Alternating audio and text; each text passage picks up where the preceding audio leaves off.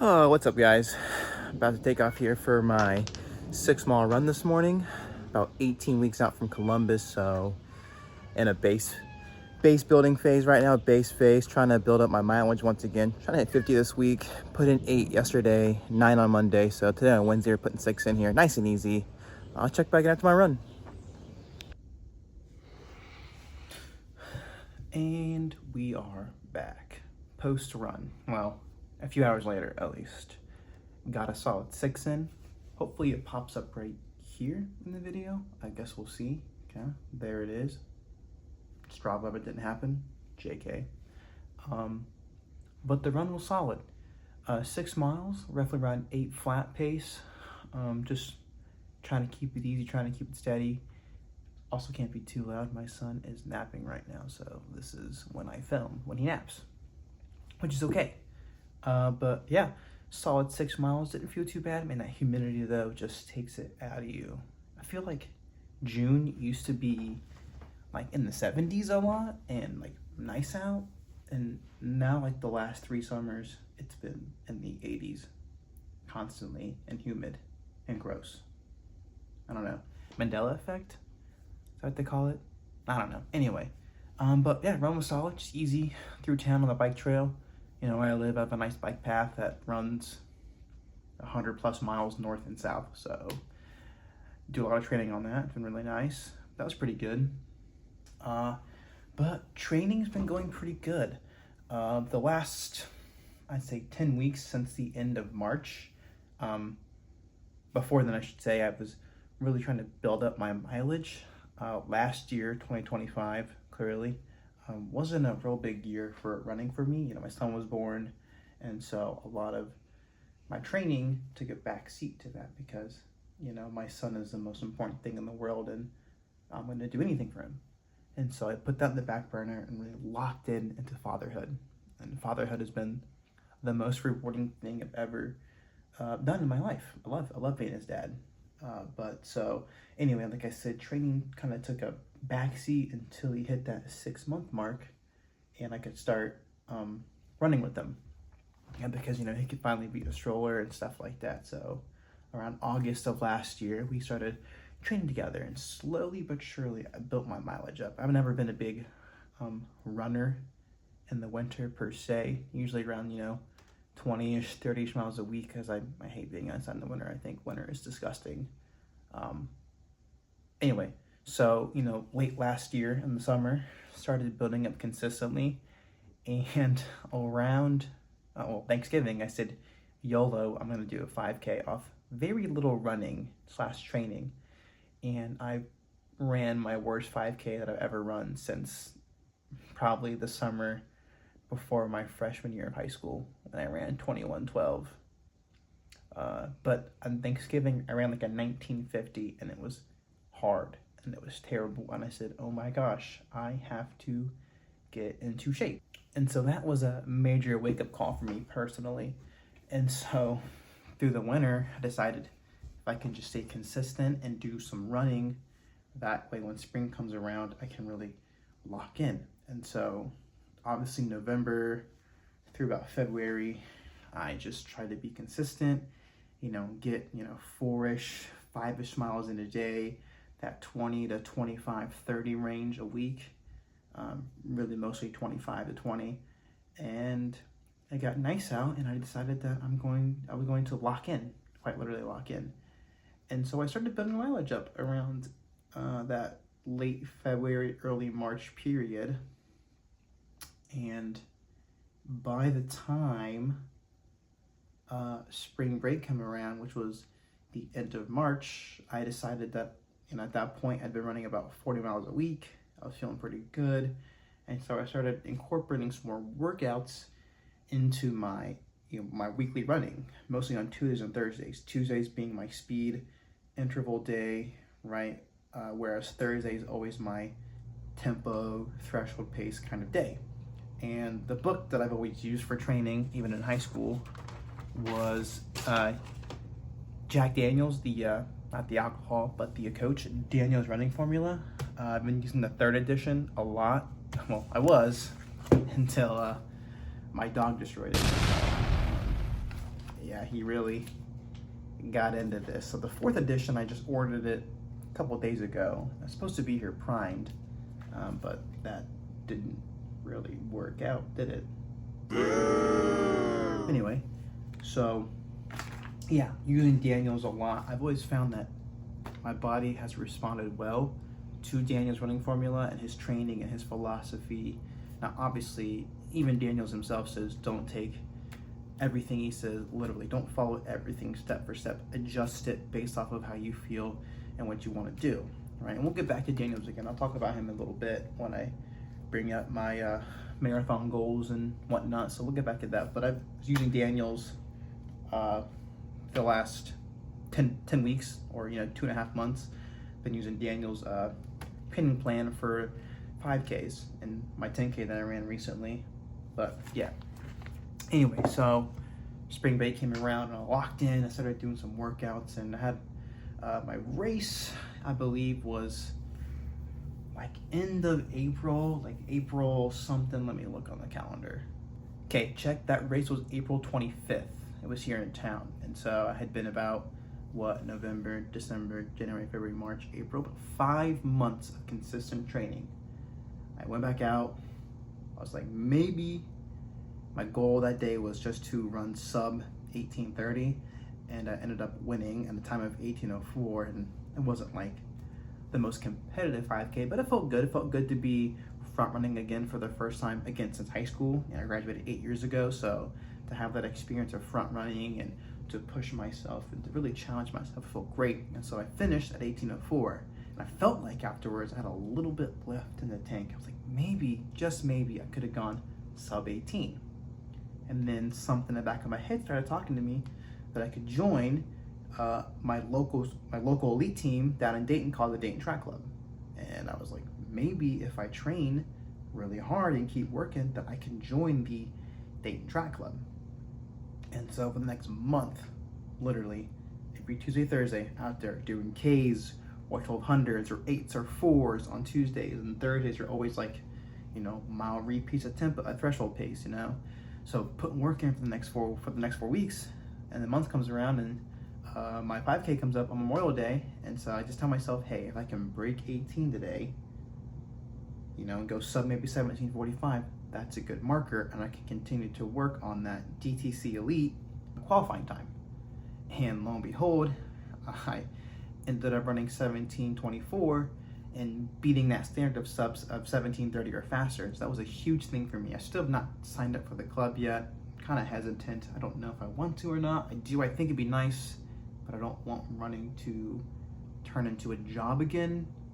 And I can give you a whole backstory later on about my running journey and how my senior year of high school did not go as I expected. But that's not important. We'll move on from that. But anyway, I worked really hard and I was excited. I was ecstatic. I was like, man, I cannot believe it that I, ran that 17:24. It's the fastest I've ever run since high school. I've flirted with, mid to low 18s occasionally, but I have not been training serious like I am recently. And I love running now more than I ever have. Even in high school, I love it more now. And it's what I look forward to every single day. Excuse me. Moving on from that, ran really good there. And then this past weekend, I ran a race in Troy, the Strawberry Festival. It's this massive festival every year around here in Troy. People from everywhere apparently come to it. I've never gone to it. I hate crowds. They drive me crazy. But I was like, all right, I'm gonna run this 10K and really get a baseline for, the marathon training block I'm gonna go into and the half I have coming up in a few months. And I was like, all right, doing the VDOT calculator, if you know, right? So I ran a 10K last weekend, Strawberry Festival 10K, my first 10K ever, which is crazy to think that I've never run a 10K before. And I've run, multiple halves and hundreds of 5Ks. But anyway, so I did my first 10K ever with, the VDOT calculator that I punched my times into, and it told me that like 36 something was my goal time. I think it was like low 36s, and then I ran 37:04, and I was not happy with that. That's an average of under 6 minutes a mile for my first 10K, but I think I really underestimated my fitness, or even overestimated my fitness and how I felt when it came to 10K. Because a 5K and a 10K are two very different races. I mean, a 10K is literally two 5Ks.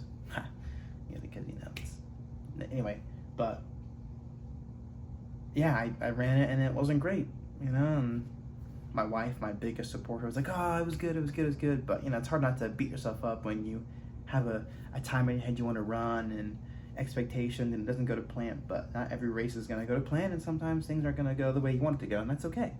But I'm not going to let it get me down. I'm still motivated. I still have tons of stuff I want to do. But anyway, I ran that 10K and it did not go to plan. Like I said, 37:08. Throw a picture up here.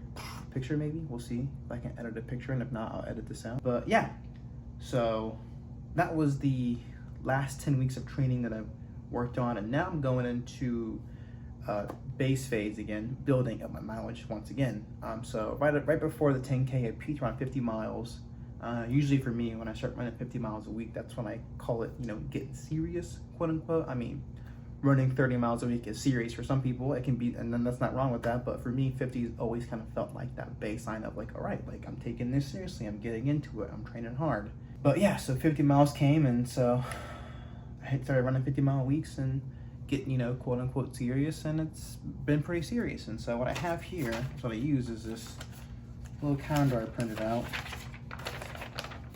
Ignore the sticky note, but I have to keep my running kind of scheduled out. So use this little calendar here, so you can see got some stuff highlighted, right? The pink right here represents the start of my 16-week block. The first 4 weeks of this is still going to be building, so I'm going to build up to 16 and then continue to build a little bit more up until week 12. And I hit the 12-week mark, that's when I'll start doing the actual workouts, twice a week and all that kind of jazz. But for the next, I don't know, six-ish weeks, I'm gonna build up to, or 10 weeks really, I'm gonna build up to hopefully around 80 miles a week. I think that's where I'm gonna kind of sit at and have my peak for this marathon training block, and my first marathon ever. So I don't know how it's gonna go, we'll see, but hopefully 80 is kind of where my body will stay healthy. I have time for 80. I think 100 is a little too much for time that I have. We'll drop 80 and we'll go from there. So we're gonna try to get to 80 on the peak, and October 18th is the day of the marathon, Columbus Marathon. If you go over here in Ohio, it's one of the biggest. It's also a BQ course. We'll get to that in a minute. But anyway, so I'm gonna start this 16-week training block to hopefully run a pretty good marathon debut. We'll see. But before we get there, I got some stuff coming up, some races here in a couple weeks. I got the Mile Dash for Cash, it's called. It's through the Ohio River Road Runners Club. It's this fantastic, I cannot stress enough how fantastic of a club this is. They host some of the best, most well-run races in the Dayton area. It's like one of the largest roadrunner clubs across America. You have the New York Roadrunners Club, which is obviously New York. The ORRC, Triple RC, right, is a part of that network, and they, like I said, host many fantastic races, and their memberships are super affordable.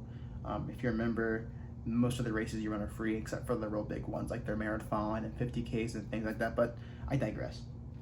So we got Mile Dash for Cash coming up on June 25th in a couple weeks.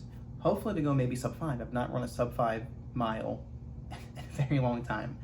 And so we'll kind of see how that goes with just, maybe some just mileage, nothing too serious. Maybe the speed that I've developed over the last 10 weeks can carry over to that race. And we have a 4th of July race coming up, on the 4th of July, another 5K in my hometown.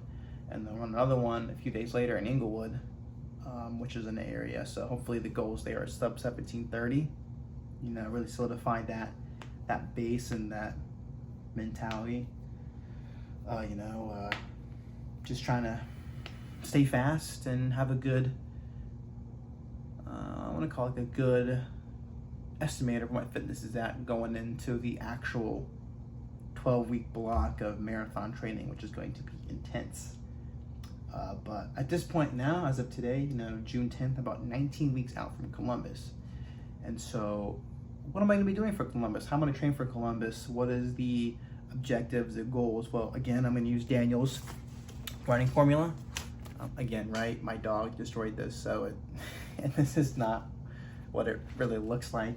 He has a thing for books, I guess, I don't know. He's destroyed many pairs of my shoes and many other loved items in my house, but we're gonna use Daniels. Now, Daniels has many different marathon training plans you can follow. I'm gonna follow what's called the 2Q.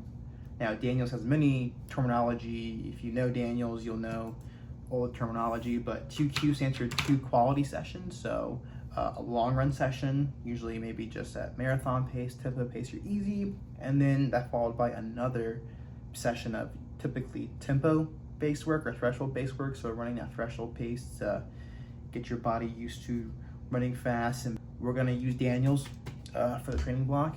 Now, there's thousands of marathon training plans out there, but like I said, I've always used Daniels, and that's always responded well to me. So I'm gonna use him for this program. Now, you're wondering, what are your goals, Brock, for Columbus? Well, my A goal, this is wishful thinking, but you gotta stay positive, is to run sub 240.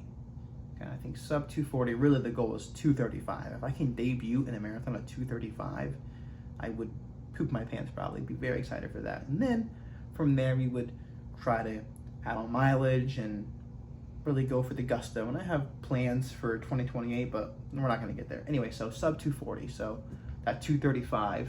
235 would put me at 5:55 pace for the marathon, which I'm like, I can run 5:55, but that's for 26.2 miles is a lot of work. So the goal is really 235. Now, that's my A goal, so that's the big goal, right?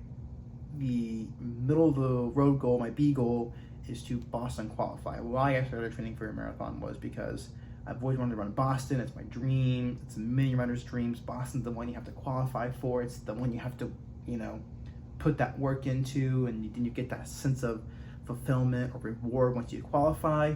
So like I said, Boston is why I've been training for the marathon, and why I'm using Columbus, because Columbus is a BQ and there's a good chance to BQ, and it's only 2 hours for me, or not even 2, it's only an hour for me. So the main goal is to run a 2:45. So that's a Boston qualifier. Now, the faster you are, the better of a chance to get in. Boston's the lottery, it's the whole process. So the B goal is 2:45.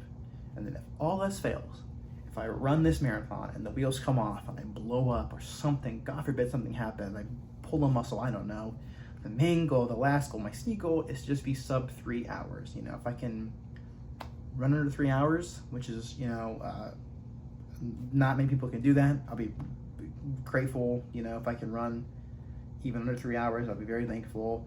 That's the C goal if everything kind of fails. So hopefully we'll see how that goes. But so A goal 235 or sub 240, you know what I mean? B goal is the BQ, Boston qualifier 245, and then the C goal is just sub 3 if, like I said, if all fails, right? So anyway, that's that. Hopefully tomorrow, we'll see how tomorrow goes. Gonna put in 8 more miles tomorrow, and that should put me at about a weekly total of, I think, 31 after tomorrow. We're going for 50 this week, so 31. So 8 tomorrow, 6 on Friday, and then 13 on Saturday for the long run. I'm a big believer in the Saturday long run. I do not like a Sunday long run. Sunday to me is a day of rest. That's when I sit on the couch with my family and I get fat and I drink my coffee and eat my big breakfast and live my best life and sleep in. So anyway, a question for you to ponder as we wrap this video up in the most cringe way possible is, do you drink coffee before you run? Yes or no? I always drink coffee before a run, well, in the morning at least. To me, I have to drink coffee or else the bathroom will come calling at mile 4 like it always does. But anyway, so let me know. Coffee before the run or after the run, or both. You let me know. I'm a before guy and an after guy. Anyway, talk to you later and see ya.